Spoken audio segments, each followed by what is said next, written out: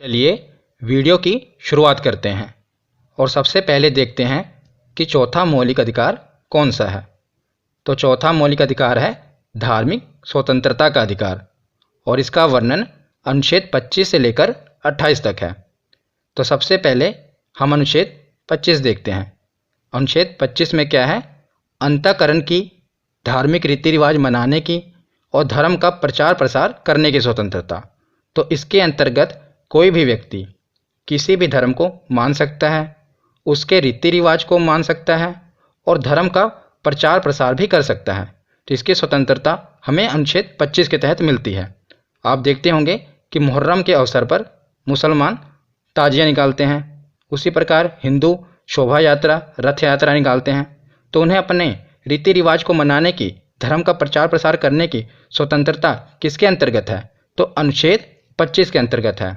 ये स्वतंत्रता आपसे कोई भी नहीं छीन सकता, कोई भी अधिकारी इसके खिलाफ आपसे 2-5 नहीं कर सकता। ये स्वतंत्रता आपको संविधान के द्वारा मौलिक अधिकार में दी गई है। तो उसके बाद अब हम देखते हैं अनुच्छेद 26। अनुच्छेद 26 में क्या है? धार्मिक कार्यों के प्रबंध की स्वतंत्रता। इसके अंतर्गत कोई भी व्यक्ति अपने धर्म के लिए संस्थाओं की स्थापना, कानूनी रूप से धार्मिक संपत्ति का अर्जन, स्वामित्व व प्रशासन करने का अधिकार है। तो अनुच्छेद 26 ही ये हमें अधिकार देता है कि हम किसी भी धर्म की संस्था का निर्माण करवा सकते हैं, जैसे कि मंदिर का निर्माण करवा सकते हैं, मस्जिद का निर्माण करवा सकते हैं, गिरजाघर का निर्माण करवा सकते हैं या गुरुद्वारे का निर्माण करवा सकते हैं। तो हम किसी भी धार्मिक संस्था का निर्माण करवा सकते हैं। ये अनुच्छेद 26 द्वारा हमें मौलिक अधिकार है। और उसी के साथ साथ इसमें लिखा है कि कानूनी रूप से धार्मिक संपत्ति का अर्जन। तो जैसे कि आप मंदिर में जाते होंगे तो वहाँ पर दान पेटी होती होगी और उस पर लिखा होता है कि कृपया दान इसी में डालें। तो मंदिर क्या करते हैं? इसके द्वारा धन अर्जन करते हैं। तो इसमें लिखा गया है कि कानूनी रूप से धार्मिक संपत्ति का अर्जन किया जा सकता है और साथ ही साथ स्वामित्व व प्रशासन करने का अधिकार है। तो आप मंदिर, मस्जिद या कोई भी धार्मिक संस्था हो, उसे चलाने के लिए ट्रस्ट बनता है ना। तो ट्रस्ट में क्या होते हैं? मेंबर होते हैं, तो वही उस धार्मिक संस्था को चलाते हैं। तो इसमें दिया गया है अधिकार कि स्वामित्व व प्रशासन करने का भी अधिकार है। तो ये हमें अनुच्छेद 26। तो उसके बाद हम देखते हैं अनुच्छेद 27। अनुच्छेद 27 में क्या है? धार्मिक कार्य के लिए धन कर मुक्त होगा, यानी कि टैक्स फ्री होगा। अगर आप किसी भी धार्मिक संस्था को डोनेशन करते हैं, चैरिटी करते हैं, तो आपके उस पैसे पर टैक्स नहीं लगेगा। राज्य किसी भी व्यक्ति को ऐसे कर देने के लिए बाध्य नहीं कर सकता जिसकी आय किसी विशेष धर्म अथवा धार्मिक संप्रदाय की उन्नति या पोषण के लिए व्यय की गई हो। तो आप अगर किसी भी धार्मिक संस्था को दान करेंगे तो आपके उस धन पर टैक्स नहीं लगेगा। ये अनुच्छेद 27 कहता है। और वो धार्मिक संस्था जो है, जो मंदिर है या मस्जिद है, उसके पास भी जो धन या संपत्ति है उस पर भी टैक्स नहीं लगेगा। ये अनुच्छेद 27 कहता है। तो अनुच्छेद 27 के बाद अब हम देखते हैं अनुच्छेद 28। अनुच्छेद 28 में क्या है? सरकारी खर्च से चलने वाले संस्थान में धार्मिक शिक्षा नहीं दी जाएगी। तो इसके अंतर्गत सरकारी खर्च से चलने वाले किसी भी शिक्षण संस्थान में कोई धार्मिक शिक्षा नहीं दी जाएगी। ऐसे शिक्षण संस्थान अपने विद्यार्थियों को किसी धार्मिक अनुष्ठान में भाग लेने या किसी धर्म उपदेश को जबरदस्ती सुनने हेतु बाध्य नहीं कर सकते। तो अनुच्छेद 28 ये कहता है कि जो भी सरकारी स्कूल हैं, यानी कि सरकारी शिक्षण संस्थान हैं, वो किसी भी प्रकार की धार्मिक शिक्षा नहीं देंगे और ना ही किसी भी प्रकार के धर्म के उपदेश को जबरदस्ती सुनने हेतु बाध्य कर सकते हैं। तो ये अनुच्छेद 28 कहता है। तो धार्मिक स्वतंत्रता के अधिकार के बाद अब हम देखते हैं पांचवा मौलिक अधिकार। पांचवा मौलिक अधिकार कौन सा है? संस्कृति एवं शिक्षा संबंधी अधिकार। तो इसका वर्णन अनुच्छेद 29 से 30 में है, यानी कि इसके दो ही महत्वपूर्ण अनुच्छेद हैं, 29 और 30। तो सबसे पहले हम देखते हैं अनुच्छेद 29। तो अनुच्छेद 29 में है अल्पसंख्यक वर्गों के हितों का संरक्षण। वेरी इंपॉर्टेंट, कई बार एग्जाम में पूछा गया है कि अल्पसंख्यक वर्गों के हितों का संरक्षण ये किस अनुच्छेद में है? बहुत बार एग्जाम में पूछा गया है। तो इसका वर्णन अनुच्छेद 29 में है। अब मैं आपको ट्रिक से बताऊंगा किसे याद कैसे करना है। तो जो संविधान के महत्वपूर्ण अनुच्छेद हैं जितने भी हैं, ये मैंने एक वीडियो में कवर कर रखे हैं और मैंने आपको उसमें ट्रिक से बताए हुए हैं कि कैसे उसे याद करना है। अगर आपने वो वीडियो नहीं देखी तो मैं ऊपर आई बटन में उसका लिंक दे दूंगा, आप वो वीडियो ज़रूर देख लेना। तो उसमें मैंने ये भी बताया था कि इसे याद कैसे करना है अनुच्छेद 29 को, कि ये अल्पसंख्यक से रिलेटेड है। तो आज भी मैं बता देता हूँ क्योंकि इसका जिक्र है। तो मैंने उस समय आपको बताया था उस वीडियो में कि हम एक इमेज से इसे याद करेंगे, क्योंकि अगर आप कोई भी चीज़ पिक्चर से याद करते हो तो आप ज़्यादा देर तक याद रख सकते हो। तो इसे हम देखते हैं कि अनुच्छेद 29 कैसे अल्पसंख्यक से रिलेटेड है, ये कैसे याद करेंगे। तो उस समय मैंने आपको बताया था कि जो 2 है इसकी इमेज ऐसी है, आप अपने दिमाग में ऐसे कॉन्सेंट्रेट करें कि जो 2 है ये ऐसे लग रहा है कि एक झुका हुआ व्यक्ति है, मतलब एक गिड़गिड़ा रहा व्यक्ति है। तो जब संविधान नहीं बना था उस समय जो माइनॉरिटी थी यानी कि जो अल्पसंख्यक थे वो भी अपने अधिकारों के लिए गिड़गिड़ा रहे थे, मतलब झुके हुए थे। पर जैसे ही संविधान में उन्हें मतलब पावर दी गई, अल्पसंख्यक वर्गों के हितों का संरक्षण किया गया, संविधान बना, तो वो उठकर खड़े हो गए। अब वो सीना चौड़ा करके खड़े हो गए। पहले वो झुके हुए थे, तो जो 2 है ये ऐसे लग रहा है ना कि झुका हुआ व्यक्ति है, पर जैसे ही उनको अधिकार मिले तो वो खड़े हो गए। तो 9 जो है ऐसा लग रहा है कि खड़ा हुआ व्यक्ति है। तो इस प्रकार आप इमेज से याद कर सकते हैं कि जो अनुच्छेद 29 है ये अल्पसंख्यक के हितों से संरक्षण से रिलेटेड है, क्योंकि ये कई बार एग्जाम में पूछा गया है। उस समय आपको ऑप्शन में आएगा 26, 27, 28 अनुच्छेद, तो आप कैसे देखेंगे अनुच्छेद 29 आएगा, तो आपको कैसे पता चलेगा। तो आपके दिमाग में ये इमेज क्लिक करेगी कि जो अनुच्छेद 29 है ये अल्पसंख्यक के वर्गों के हितों के संरक्षण से रिलेटेड है। तो अब देखते हैं इसके अंतर्गत है क्या। तो इसके अंतर्गत कोई भी अल्पसंख्यक वर्ग अपनी भाषा, लिपि, संस्कृति को सुरक्षित रख सकता है और केवल भाषा, जाति, धर्म के आधार पर उसे किसी भी शैक्षिक संस्था में प्रवेश करने से नहीं रोका जाएगा। तो मतलब किसी भी भाषा, जाति, धर्म के आधार पर कोई भी व्यक्ति को शैक्षिक संस्थानों यानी कि स्कूल, यूनिवर्सिटी में प्रवेश करने से नहीं रोका जाएगा, ये अनुच्छेद 29 कहता है। तो अनुच्छेद 29 के बाद अब हम देखते हैं अनुच्छेद 30। अनुच्छेद 30 में क्या है, अल्पसंख्यक वर्गों को अपने शिक्षा संस्थाओं की स्थापना और प्रशासन करने का अधिकार है।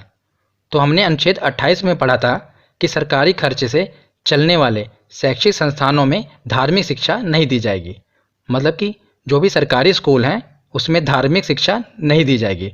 पर अनुच्छेद 30 ये कहता है कि कोई भी अल्पसंख्यक वर्ग अपनी पसंद की शैक्षणिक संस्था चला सकता है और सरकार उसे अनुदान देने में किसी भी तरह का भेदभाव नहीं करेगी, मतलब सरकारी खर्च से ही वो चलेगा। उदाहरण के लिए मदरसा हो गया, संस्कृत विद्यालय होगा, तो हम मदरसा चला सकते हैं, संस्कृत विद्यालय भी खोल सकते हैं, ये छूट हमें देता है अनुच्छेद 30। तो कोई भी अल्पसंख्यक वर्ग ये चला सकता है और उसे सरकारी खर्च मतलब कि सरकार के द्वारा तनख्वाह भी मिलेगी। तो ये तो संस्कृति और शिक्षा संबंधी अधिकार के बाद अब हम देखते हैं छठा मौलिक अधिकार। तो ये है संवैधानिक उपचारों का अधिकार। इसका वर्णन अनुच्छेद 32 में है। तो इससे पहले हमने अनुच्छेद 29 देखा, 30 देखा, उसके बाद मैं आपको बता रहा हूँ अनुच्छेद 32। तो हमने अनुच्छेद 31 नहीं देखा, क्यों? क्योंकि अनुच्छेद 31 में संपत्ति के अधिकार का वर्णन है और इसे पिछली वीडियो में मैंने आपको बताया था कि जो संपत्ति का अधिकार है इसे मौलिक अधिकार से ख़त्म करके कानूनी अधिकार बना दिया गया है। इसीलिए हम इस वीडियो में संपत्ति का अधिकार नहीं पढ़ेंगे क्योंकि वो अब कानूनी अधिकार है। इस वीडियो में हम मौलिक अधिकार कवर कर रहे हैं। तो संवैधानिक उपचारों के अधिकार को डॉक्टर भीमराव अंबेडकर ने संविधान का हृदय और आत्मा कहा है। तो कई बार एग्जाम में पूछा जाता है कि संविधान का हृदय और आत्मा किस अनुच्छेद को कहा जाता है। तो अनुच्छेद 32 को संविधान का हृदय और आत्मा कहा जाता है। Heart and soul of Indian constitution article 32 को कहते हैं। इसे मूल अधिकारों का संरक्षक कहा जाता है, क्योंकि अगर आपके मौलिक अधिकारों का हनन होता है तो आप सीधा डायरेक्ट सुप्रीम कोर्ट जा सकते हैं। वैसे आप किसी भी केस में डायरेक्ट सुप्रीम कोर्ट नहीं जा सकते, पहले आप डिस्ट्रिक्ट कोर्ट जाएंगे, फिर हाई कोर्ट जाएंगे, फिर सुप्रीम कोर्ट जाएंगे। पर अगर आपके मौलिक अधिकारों का हनन होता है तो अनुच्छेद 32 के तहत आप सीधा ही सुप्रीम कोर्ट जा सकते हैं। इसीलिए इसे संविधान का हृदय और आत्मा कहा गया है। सुप्रीम कोर्ट व्यक्ति के मूल अधिकारों को सुरक्षित करने के लिए रिट जारी करता है। तो जो मूल अधिकारों को सुरक्षित करने के लिए सुप्रीम कोर्ट द्वारा जो ऑर्डर दिया जाता है उसे रिट कहते हैं। तो ये 5 प्रकार के रिट होते हैं। कौन कौन से? पहला रिट है बंदी प्रत्यक्षीकरण, इसे इंग्लिश में कहते हैं हैबियस कॉर्पस। एक्चुअली ये जो शब्द है ये इंग्लिश में जो लिखे हैं ये लैटिन भाषा के शब्द हैं, इसलिए थोड़ा अलग है, इसे याद रखिएगा। हिंदी में कहते हैं, हिंदी में तो सिंपल ही है, बंदी प्रत्यक्षीकरण इंग्लिश में कहते हैं हैबियस कॉर्पस। दूसरा है परमा आदेश, जिसे इंग्लिश में कहते हैं मैंडमस। तीसरा है अधिकार प्रेक्षा, इसे इंग्लिश में कहते हैं को वारंटो। चौथा रिट है प्रतिषेध, जिसे इंग्लिश में कहते हैं प्रोहिबिशन। और पांचवा है उत्प्रेषण, इसे इंग्लिश में कहते हैं सर्च्योरेरी। तो ये 5 रिट हैं। उसके बाद आपको सुप्रीम कोर्ट द्वारा जारी किए जाने वाले 5 प्रकार के रिट को डिटेल में बताऊंगा। काफ़ी इंपॉर्टेंट है, कई बार एग्जाम में पूछे गए हैं, इसीलिए ध्यान से सुनिएगा। सबसे पहला है बंदी प्रत्यक्षीकरण, जिसे इंग्लिश में कहते हैं हैबियस कॉर्पस, जिसका मतलब है शरीर को प्रस्तुत करना। तो ये क्यों कहते हैं इसे, ये मैं आपको आगे बताऊंगा। तो इसके अंतर्गत क्या है, पहले इसकी डेफिनेशन देख लेते हैं, उसके बाद मैं आपको इसका पूरा उदाहरण से समझाऊंगा। तो जब किसी व्यक्ति को यह लगता है कि उसे अवैध रूप से जेल में रखा गया है, तब सुप्रीम कोर्ट हिरासत में लेने वाले अधिकारी को आदेश देता है कि वह जेल में रखे गए व्यक्ति को निश्चित स्थान और निश्चित समय के अंदर उपस्थित करे, अन्यथा हिरासत में लेने वाले अधिकारी पर कार्रवाई होगी। मान लीजिए आपको पुलिस ने गिरफ्तार किया और आपको जेल में बंद कर दिया, तो इससे पिछली वीडियो में मैंने आपको बताया था कि अनुच्छेद 22 के तहत आपको ये अधिकार है कि आप उसे हिरासत में लेने का कारण पूछ सकते हैं, और जब उसने आपको जेल में बंद कर दिया उसके 24 घंटे के अंदर उसे आपको जज के सामने पेश करना ही पड़ेगा। ये आपका अधिकार है कि मान लीजिए पुलिस ने आपको गिरफ्तार किया और जेल के अंदर डाल दिया, तो उसके 24 घंटे के अंदर पुलिस को आपको जज के सामने पेश करना ही पड़ेगा। मान लीजिए पुलिस ने ऐसा नहीं किया, आपको 3 दिन तक उसने जेल में बंद किया हुआ है, तो अब आप क्या करेंगे, आप अपना वकील भेजेंगे। तो आपका वकील जाएगा सुप्रीम कोर्ट का ऑर्डर लेने के लिए। तो सुप्रीम कोर्ट को वो बताएगा कि मेरे क्लाइंट को पुलिस वाले ने इस फलाना थाने में 3 दिन से बंद किया हुआ है, जबकि कानून ये कहता है, अनुच्छेद 22 ये कहता है कि 24 घंटे के अंदर उसे जज के सामने पेश करना पड़ेगा, पर पुलिस वाले ने ऐसा नहीं किया। तो सुप्रीम कोर्ट का जज क्या कहेगा, वो सीधा ही रिट जारी कर देगा, मतलब कि ऑर्डर जारी कर देगा बंदी प्रत्यक्षीकरण के तहत, मतलब कि हैबियस कॉर्पस के तहत। और ये रिट जारी करेगा कि तुरंत उस व्यक्ति को छोड़ा जाए और मेरे सामने पेश किया जाए, क्योंकि 24 घंटे के अंदर पेश करना होता है ना। ऐसे डेफिनेशन में लिखा गया था कि व्यक्ति को निश्चित स्थान और निश्चित समय के अंदर उपस्थित करें, अन्यथा हिरासत में लेने वाले अधिकारी पर कार्रवाई होगी, अन्यथा आप पर कार्रवाई की जाएगी।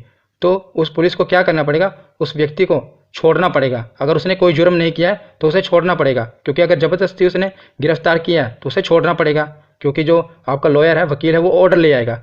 अगर आपने कोई जुर्म किया है तो आपको 24 घंटे के अंदर उसे पेश करना था, पर उसने 3 दिन तक आपको पकड़ा हुआ है, पेश नहीं किया, और उसे सीधा आपको पेश करना पड़ेगा, उसी वक्त तत्काल पेश करना पड़ेगा। तो ये है। और दूसरा रिट है परम आदेश, जिसे इंग्लिश में कहते हैं मैंडमस। तो इसके अंदर क्या है, जब कोई सरकारी अधिकारी अपने सार्वजनिक कर्तव्य यानी कि पब्लिक ड्यूटी का निर्वाह नहीं करता, तब सुप्रीम कोर्ट उस पर रिट जारी कर सकता है और उसे अपने कर्तव्य का पालन करने का आदेश जारी करता है, अन्यथा उस पर सख्त कार्रवाई कर सकता है।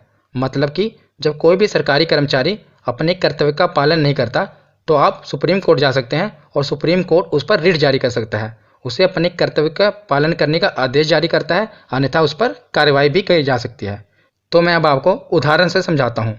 मान लीजिए आप रेलवे स्टेशन पर टिकट बुक कराने के लिए गए, तो आपने देखा कि वहाँ पर 2 काउंटर हैं। एक काउंटर पर तो पूरी तरह से भीड़ लगी हुई है, और जो दूसरा काउंटर है वहाँ पर भीड़ नहीं लगी, पर वहाँ पर व्यक्ति बैठा है। आपने उससे पूछा कि सर टिकट बुक कर दीजिए, तो उसने कहा कि सर्वर डाउन है। आपने देखा जो दूसरा सिस्टम है वो तो चल रहा है, पर इस व्यक्ति का सिस्टम नहीं चल रहा, और आपका वहाँ पर रोज़ आना जाना है। तो दूसरे दिन आप गए, दूसरे दिन भी आपने यही दृश्य देखा कि एक जगह तो पूरी लाइन लगी हुई है और जो दूसरा काउंटर है वो खाली है। तो फिर आपने पूछा, तो फिर उस व्यक्ति ने यही कहा कि सर्वर डाउन है। तो एक दिन आपने देखा कि हो क्या रहा है, तो जब आप अंदर गए, आप अंदर देखा आपने कि वो व्यक्ति जो है वो सर्वर कोई डाउन नहीं हो, वो अंदर 3 पत्ती की गेम खेल रहा है और आपको बार बार कह रहा है सर्वर डाउन है। तो आपने क्या किया, तो उसके अधिकारी को आपने, उससे जो ऊपर अधिकारी है उसे कंप्लेंट किया, पर उसके ऊपर अधिकारी ने भी कोई कार्रवाई नहीं की। तो अब आप क्या करेंगे, आप सीधा सुप्रीम कोर्ट जा सकते हैं और सुप्रीम कोर्ट में जाके उसके खिलाफ ये ऑर्डर जारी यानी कि रिट जारी करवा सकते हैं। तो अब क्या करेगा सुप्रीम कोर्ट, क्योंकि वो एक पब्लिक ड्यूटी कर रहा है ना व्यक्ति, वो सरकारी नौकर है, तो वो अपने ड्यूटी का निर्वाह नहीं कर रहा है। याद रखिएगा, जो परम आदेश है ये प्राइवेट पर नहीं लगेगा, ये सिर्फ सरकारी कर्मचारियों पर लगेगा, क्योंकि जो प्राइवेट ड्यूटी करते हैं वो तो आपको पता ही है कैसे काम करते हैं, पर जो सरकारी ड्यूटी करते हैं वही ऐसे ढीलाखानी काम करते हैं। तो आप क्या करवा सकते हैं, सुप्रीम कोर्ट द्वारा उस पर रिट जारी करवा सकते हैं। तो सुप्रीम कोर्ट एक ऑर्डर जारी करेगा, जो उससे ऊपर का अधिकारी है उसे कहेगा कि इसके खिलाफ तुरंत एक्शन लो, तो उसको तुरंत उसके खिलाफ एक्शन लेना पड़ेगा, क्योंकि सुप्रीम कोर्ट द्वारा रिट जारी किया गया है। तो याद रखिएगा, जब कोई भी सरकारी कर्मचारी अपने ड्यूटी का निर्वाह नहीं कर रहा है तो आप उसके खिलाफ सुप्रीम कोर्ट जा सकते हैं। तीसरा रिट है अधिकार परीक्षा, जिसे इंग्लिश में कहते हैं को वारंटो। तो इसमें क्या है, यह रिट तब जारी किया जाता है जब कोई व्यक्ति गैर कानूनी तरीके से कोई सरकारी पद प्राप्त कर लेता है। तो मैं अब आपको उदाहरण समझाता हूँ। मान लीजिए आप सरकारी नौकरी की तैयारी कर रहे हैं और आपके पड़ोस में भी एक लड़का सरकारी नौकरी की तैयारी कर रहा है, और एक दिन क्या हुआ, उसने आपका दरवाज़ा खटखटाया और मिठाई का डब्बा लेकर आ गया। आपने पूछा क्या हुआ, किस खुशी में, तो उसने कहा मेरी सरकारी नौकरी लग गई है। तब आपने देखा, उसका रोल नंबर चेक किया, आपने देखा ये तो फेल है, फिर इसकी सरकारी नौकरी कैसे लग गई। तब जब आपको इसकी अंदर की बात पता लगी तो आपको पता लगा कि इसने घूस देकर या रिश्वत देकर सरकारी नौकरी प्राप्त की है। तो अब आप क्या करेंगे, आप सीधा सर सुप्रीम कोर्ट जाएंगे और उसके खिलाफ रिट जारी करवा देंगे। तो सुप्रीम कोर्ट क्या करेगा, जिस डिपार्टमेंट में उसकी नौकरी लगी है उस डिपार्टमेंट के अधिकारी को अपना ऑर्डर देगा कि मुझे इसके CBT 1 के नंबर बताओ, CBT 2 के नंबर बताओ कितने हैं, इंटरव्यू में इसके कितने नंबर लगे, मतलब पूरी तरह से सुप्रीम कोर्ट जांच करेगा। और जब उसे पता चलेगा कि इसने गैर कानूनी तरीके से सरकारी पद प्राप्त किया है तो उसे जेल में कर देगा और फाइन अलग से लगेगा। तो यह है अधिकार परीक्षा यानी कि को वारंटो।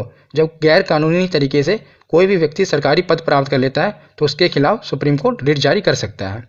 तो उसके बाद चौथा रिट है प्रतिषेध, जिसे इंग्लिश में कहते हैं प्रोहिबिशन। यह आदेश सर्वोच्च न्यायालय तथा उच्च न्यायालय द्वारा निम्न न्यायालय को जारी किया जाता है। तो याद रखिएगा, सर्वोच्च न्यायालय और उच्च न्यायालय ये निम्न न्यायालय को जारी कर सकते हैं, और आदेश दिया जाता है कि इस मामले में अपने यहाँ कार्रवाई ना करें क्योंकि यह मामला उनके अधिकार क्षेत्र के बाहर है। तो कोई भी मामला अगर जो निम्न न्यायालय है उसके अधिकार क्षेत्र के बाहर है तो जो उच्च न्यायालय और सर्वोच्च न्यायालय ये ऑर्डर दे सकते हैं कि आप इस मामले को ऊपर कोई कार्रवाई ना करें। तो कैसे कोई मामला किसी के अधिकार क्षेत्र के बाहर हो सकता है, मान लीजिए एक उदाहरण से मैं आपको समझाता हूँ कि मान लीजिए कि बिहार के पटना में कोई मर्डर हुआ, कोई व्यक्ति ने मर्डर किया और इसका मुकदमा चल रहा है तमिलनाडु के कोर्ट में। तो आप बताइए ये उस कोर्ट के अधिकार क्षेत्र में है, मर्डर तो हुआ है, वो जुर्म तो है, पर बिहार का कोर्ट देखेगा ना इसे, पटना का, ना कि तमिलनाडु का कोर्ट देखेगा। तो ये उसके अधिकार क्षेत्र से बाहर है। तो इस समय सुप्रीम कोर्ट ये रिट जारी कर सकता है कि आप इस केस को नहीं देख सकते क्योंकि ये आपके अधिकार क्षेत्र के बाहर है, ये पटना में मर्डर हुआ है ना कि तमिलनाडु में। तो यह है प्रतिषेध। तो पांचवा और आखिरी रिट है उत्प्रेषण, जिसे इंग्लिश में कहते हैं सर्च्योररी। तो इसके अंतर्गत अधीनस्थ न्यायालय जहाँ पर मुकदमा चल रहा है उसे वरिष्ठ न्यायालय उसे आदेश दे सकता है कि उस मुकदमे को तुरंत लंबित कर दें और वरिष्ठ न्यायालय के पास भेजो। आपको पता है कि सबसे ऊपर होता है सुप्रीम कोर्ट, फिर उससे नीचे होता है हाई कोर्ट, और उससे भी नीचे होता है डिस्ट्रिक्ट कोर्ट यानी कि जिला न्यायालय, उच्च न्यायालय, और सबसे ऊपर है सर्वोच्च न्यायालय। मान लीजिए डिस्ट्रिक्ट कोर्ट यानी कि जिला न्यायालय में कोई मुकदमा चल रहा है तो हाई कोर्ट उसे रिट जारी कर सकता है कि तुरंत इस मुकदमे को लंबित कर दो और मेरे पास भेजो, यानी कि वरिष्ठ न्यायालय हाई कोर्ट के पास भेजो। अगर हाई कोर्ट में कोई मुकदमा चल रहा है तो सुप्रीम कोर्ट उसे रिट जारी कर सकता है कि इस मुकदमे को लंबित कर दो और तुरंत अपने से वरिष्ठ न्यायालय यानी कि मेरे पास भेजो। तो कोई भी मुकदमा अगर किसी भी अधीनस्थ न्यायालय में चल रहा हो तो जो उससे ऊपर का न्यायालय है वो रिट जारी करके कहेगा कि तुरंत इसे अपने से वरिष्ठ न्यायालय में भेजो। तो आज की ये वीडियो यहीं पर ख़त्म होती है। कैसी लगी? SB Saroj Kumar सब्सक्राइब कीजिए, इस चैनल को लाइक कीजिए।